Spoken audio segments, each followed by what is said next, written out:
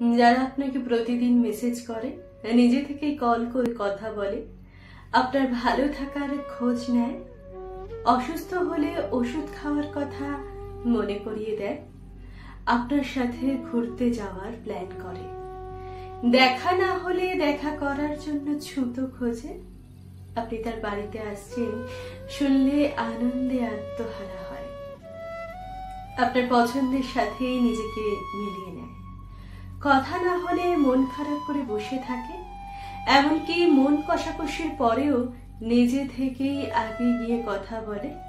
জানবেন, এই স্বার্থের রুক্ষ পৃথিবীতে কেউ একজন শুভাকাঙ্ক্ষী আপনার আছে, যে আপনার ভালো চায়, যে আপনাকে সত্যিকারের ভালোবাসে। আপনি শুধু তার সাথে একটু ভালো ব্যবহার করুন, মন থেকে তাকে একটু ভালোবাসুন, আপনি ভাবতে পারবেন না সে আপনার জন্য ঠিক কতটা স্যাক্রিফাইস করে দিতে পারে। এমন বন্ধু ঈশ্বরের দেওয়া উপহার, তাকে আগলে রাখুন। ভাগ্য ভালো না হলে মানুষ এমন বন্ধু পায় না, চরম দুর্ভাগা না হলে মানুষ কখনোই এমন বন্ধু হারিয়েও ফেলে না।